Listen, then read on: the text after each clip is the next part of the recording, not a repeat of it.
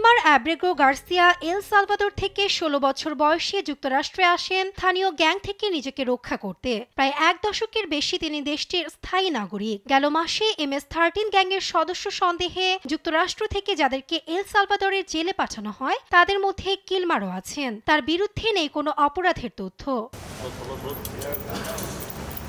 Democrat পার্টির মার্কিন senator Chris van Hollen Salvador ভ্রমণ করেন, কিন্তু সেখানে গিয়ে তিনি কিলমার অ্যাব্রেগোর সঙ্গে সাক্ষাৎ করতে পারেননি। বুধবার তিনি বলেন এল সালভাদর কর্তৃপক্ষ অ্যাব্রেগোর সঙ্গে যোগাযোগের সম্মতি দেয়নি। এছাড়া তিনি আরও বলেন কিলমারকে মুক্তি না দেওয়ার পেছনে মার্কিন প্রশাসনের এল সালভাদরকে আর্থিক সহায়তা দায়ী।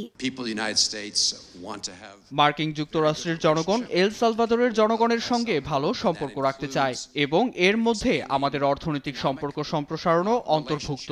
যদি এল সালভাদর অ্যাব্রেগো গার্সিয়ার অবৈধ আটকের সঙ্গে জড়িত থাকে তাহলে সমস্যাটির সমাধান না হওয়া পর্যন্ত অবশ্যই তাকে ফিরিয়ে আনার প্রস্তাব করা হবে।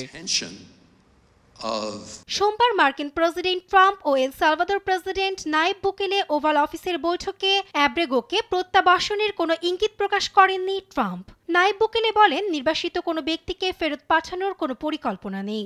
এমন প্রশ্নকে তিনি হাস্যকর বলে মন্তব্য করেন। ডেমোক্রেটিক সিনেটর ক্রিস ভ্যান হোলেনের সালভাদর ভ্রমণের নিন্দা জানিয়েছে হোয়াইট হাউস। হোয়াইট হাউসের মুখপাত্র ক্যারোলিন লিভিট অ্যাব্রেগো গার্সিয়াকে MS-13 গ্যাংয়ের সদস্য হিসেবে অভিহিত করেন।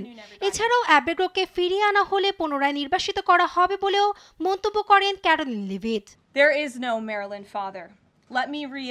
এই সত্য কখনোই পরিবর্তন হবে না। অ্যাব্রেগো আর কখনোই যুক্তরাষ্ট্রে বাস করবেন না। মার্কিন সুপ্রিম কোর্ট সর্বসম্মতিক্রমে রায় দিয়েছে, জোরপূর্বক এল সালভাদরের কোনো ব্যক্তিকে ফিরিয়ে আনা যাবে না। অ্যাব্রেগো MS-13 গ্যাংয়ের সদস্যতার কারণে নিজ দেশের সর্বোচ্চ নিরাপত্তার কারাগারে বন্দী।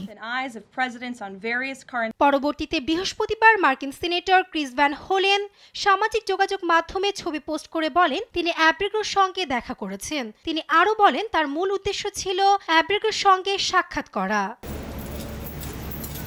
নিউজ ডেস্ক, দেশ টিভি।